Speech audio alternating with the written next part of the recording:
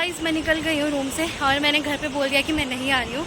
और कल रात में सबको पता था मैं आ रही हूँ करके, क्योंकि मैंने राखी की प्लानिंग ना 15-20 डेज़ पहले ही कर लिया था। तो मैंने बोला कि किसी कारण मैं आ नहीं सकती। और ये प्लानिंग सिर्फ निक्की और मुझे ही पता है। निक्की मेरी भाभी की बहन, वो भी शायद आज साथ नहीं आ रही है। और आज सबसे बड़ी बात यह है कि मेरी दीदी का बर्थडे भी है, तो प्लीज़ आप सब भी उसको विश करना। तो अभी फ़िलहाल तो मैं निकल गई हूँ रूम से ड्रॉपुल से आगे, और अभी गर्ल्स स्कूल के पास पहुँचने वाली हूँ। बाकी बस स्टैंड पहुँच के देखते क्या होता है। तो मैं बस स्टैंड के शॉर्टकट वाले रास्ते पे हूँ, क्योंकि ऑटो है ना नीचे जाने के लिए मानती नहीं है, स्पेशल बुकिंग ले जानी पड़ती है।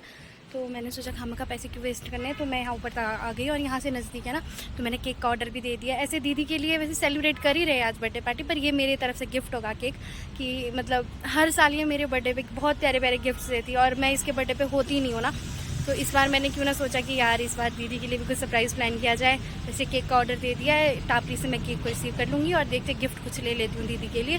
तो अभी फ़िलहाल बस स्टैंड पहुँचते और बस का टाइमिंग पता करते हैं। एक तो जाती है मीनू कोच बस, तो वो तो शायद 12-12:30 बजे के करीब आती है। तो उससे पहले कोई मिल जाती है तो टाइमली निकल जाऊँगी, क्योंकि सड़क का कोई पता नहीं है, रास्ता कभी भी ख़राब हो सकता है ना। और भैया भाभी की पहली राखी है, तो ये स्पेशल राखी ख़राब नहीं करनी है। तो जैसे तैसे करके पहुँच ही जाएंगे घर। मेरे चीक्स भी रेड हो चुके हैं गर्मी की वजह से। और वैसे मैंने घर पे बताया ही नहीं कि मैं आज आ रही हूँ।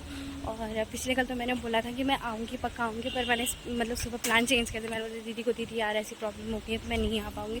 तो वो ना थोड़ी मतलब अपसेट सी हो गई थी, यार आ जा ऐसे कैसे। मैंने बोला यार दीदी काम है, थोड़ा सा समझ ले करके। फिर उसने भी ज़्यादा फोर्स नहीं किया। और देखते हैं अब घर जाके उनका रिएक्शन कैसा होता है। मैंने तो बोल दिया बिल्कुल सीरियस हो, क्योंकि मैं नहीं आ रही हूँ। तो उसका बर्थडे है ना, तो उस वजह से सरप्राइज़ है। बाकी अगर नहीं होता तो मैं ऐसे ही चली जाती।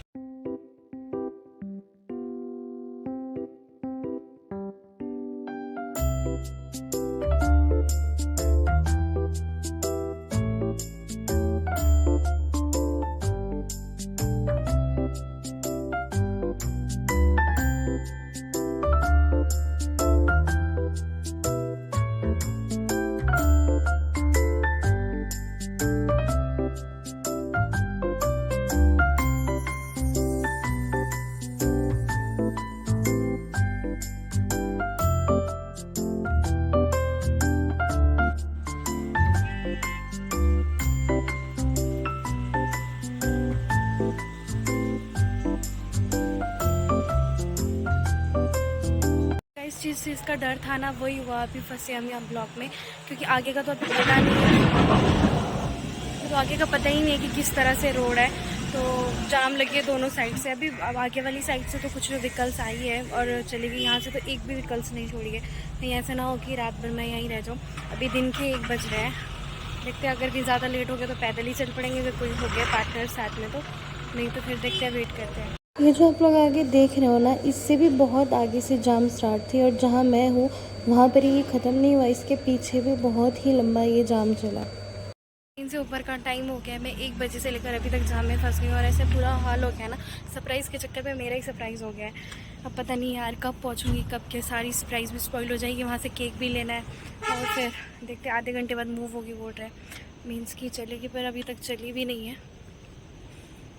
पैदल भी छोड़ नहीं रहे हैं। देखते अब कैसा रहता है, कब पहुँचेंगे। दोस्तों बस मिलने से तो हमें रही, तो हम जा रहे हैं पैदल। अभी आगे से छोड़ रहे हैं, तो देखते हैं अब आगे से क्या मिलता है। और भी लोग हैं हमारे साथ। मुझे एक नई फ्रेंड मिली है, हेलो तो करा। हेलो गाइस, यहाँ पे काफ़ी लोग हैं और हम भी जा रहे हैं। पता नहीं, देखते हैं छोड़ेंगे नहीं छोड़ेंगे।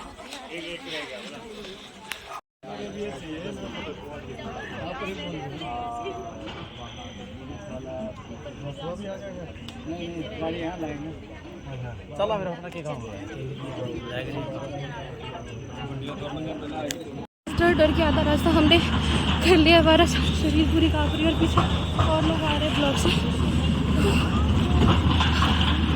गाइस हमारे इतने बुरे हाल हो चुके हैं ना, कि वो हम ब्लॉक पॉइंट बोलते हुए ऐसा लग रहा है ब्लॉक पॉइंट क्रॉस कर रहे थे ना, कसम से पूरी शरीर काँप गई थी सच में। इतनी दौड़ के सांसें रुक गई थी। हमसे पता नहीं क्या हो जाएगा। शुक्र है भगवान का कि हम अच्छे से दूसरी साइड पे आ गए हैं। और अब देखते हैं कौन सी बस आती है, और उस बस में बैठ के आ जाएंगे। चेहरा ही देखो डर के मारे, ये बेचारे खुद, हम तो एक दूसरे का हाथ भी नहीं छोड़ रहे हैं। बस अब कोई टेंशन नहीं है, हमने ब्लॉक पार कर लिया। बस बाकी सब लोग भी सही सलामत आ जाए और गाड़ियाँ भी अच्छे से आ जाए। तो दोस्तों हमारी बस है ना बहुत पीछे खड़ी थी, तो हमें ये टैक्सी मिल गई थी लिफ्ट, मैं और जो एक लड़की थी मेरे साथ उनको। और अब हम इस टैक्सी में बैठ कर चले गए थे। और अच्छी बात तो ये थी कि ये टैक्सी जा रही थी करछम तक और हमें भी करछम तक जाना था। गाइस फाइनली मैंने केक ले लिया। इतनी जल्दबाजी में थी, गिफ्ट लेने का कोई टाइम नहीं मिला। और अभी लड्डू ले लिया मैंने कल के लिए। बाल भी छोड़ रहे हैं हवा से। अब सीधे अभी तो बस आई नहीं है, पता नहीं आई कि नहीं आई है, आगे जाके पूछती हूँ। आकाश भैया मिले थे, उनको राखी बांधनी थी, आज ही बांधी। तो कल तो उनने समझू जाना है ड्यूटी पे, तो अब सीधे घर जाके ही मिलेंगे। दोस्तों बड़े ही हडल्स ब्लॉग में फंसने के बाद मैं फाइनली घर पहुंच चुकी हूँ। और मैंने शुक्र है जो मेरे गांव में बस जाती है एक ही जाती है, वो भी मैंने कैच कर लिया था। मैंने सोचा था सरप्राइज़ का आएगा, सरप्राइज़ इनको डाउट हो गया था। सारा सरप्राइज़ गया पानी में, इसे मैं बता ही देती ना तो ठीक रहता। फिर अभी जब मैं आ रही थी, गुगू को पता नहीं किसी ने काट दिया था, मक्खी ने ऐसे। तो फिर थोड़ा सा क्या बोलते हैं वो, उस डर की वजह से गए थे हॉस्पिटल। फिर चेक करवाया तो बोला नॉर्मल है, ऐसा नहीं है, बस शायद वो जैसे शरारतें करता रहता है ना, मधुमक्खी वगैरह ने काटा होगा उसको। तो और अभी मैं पहुंच चुकी हूँ घर। तो यहाँ है मेरी भाभी मेरा। तो अभी मैं बना रही हूँ कुछ कुछ कुछ कुछ दिखा दी आप लोगों का। अभी फाइनली घर पहुंच चुकी हूँ। पापा वगैरह भी पार्टी कर रहे हैं। नहीं हो गया, नहीं होगा ना जैसा वहाँ से साथ में। गाइस डेकोरेशन का सामान तो लेके नहीं आए हैं जल्दबाजी में, ऊपर से थोड़ी सी टेंशन हो गई थी गुगू की वजह से। तो बस इतने से बैलून लाए, यही थोड़े बहुत लाए। अब इसको लगाने के लिए भी डबल टेप नहीं है, देखते हैं। वैसे बर्थडे ऐसे भी नहीं है कि कोई बहुत बड़ा बर्थडे मना रहे हैं, छोटा सा सेलिब्रेट कर रहे हैं फैमिली के बीच में, कि दीदी भी खुश हम भी खुश। बस ये केक मैं लाई हूँ और ये केक पापा की तरफ से है। तो हम जल्दी से लगा देते। तो बताना कौन सा केक ज़्यादा प्यारा है। ये लेवेंडर मेरा फेवरेट कलर है। ले जाती हूँ मैं परेन को। हैप्पी दूसरा केक उठा के ला।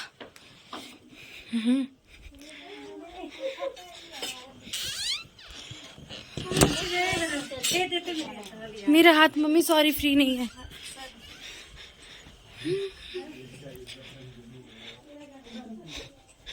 तो गाइस एक केक आ गया है।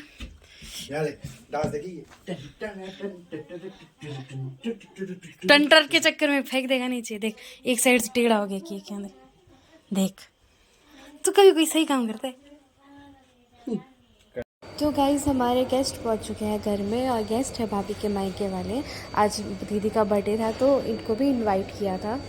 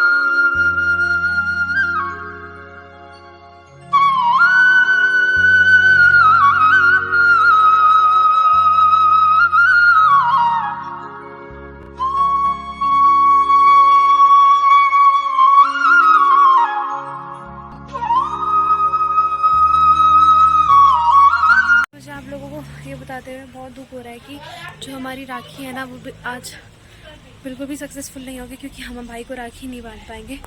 कॉज इसलिए कि मैं बोल रही थी ना आप लोगों की गुगू की तबीयत ख़राब हो रही है, उसके हाथ में स्वेलिंग आ गई है। तो जब हम हॉस्पिटल आए तो हमें पता लगा कि उसको स्नेक बाइट ही है। तो हम अभी हॉस्पिटल में भी उसके लिए ब्रेकफास्ट लेने आई हूँ, क्योंकि उसको ना भूख लगी है। तो हमने डॉक्टर से पूछा खिला सकते हैं करके, तो उन्होंने बोला खिला सकते हैं। कल से हमने भी खाना नहीं खाया, दिन का जब सफ़र कर रहे थे तब मोमोज़ खाए थे, बस वही अभी तक कुछ खाया नहीं। ब्रेकफास्ट पैक करवा के ले जाती हूँ। और बस अभी थोड़ा सा वो ठीक तो है, पर रेफ़र के लिए बोला है नीचे, और एम्बुलेंस मान नहीं रही, सड़क ठीक नहीं है। पिछले कल तो आप लोगों ने देखा कि किस तरह से फंसे थे। तो अभी देखते हैं आगे कैसा होता है।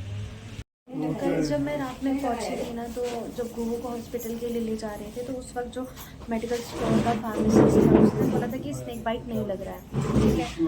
और फिर उसके बाद है कि उसने मेडिसिन दे दी थी, बट उसने बोला कि अभी इंजेक्शन नहीं लगाऊंगी, क्योंकि अभी टेस्ट वगैरह कुछ भी नहीं है, कंफर्म नहीं है, किसी कीड़े ने भी काटा हो सकता है। बट मतलब वो ऐसे था ना, कोई कीड़ा काटता है तो पूरा प्लेन रहता है, वो ऐसे था बिल्कुल यहाँ से ऐसे फूला फूला सा हो रहा था, और अंगुलियाँ ऐसी हो रही थी टेढ़ी सी ना।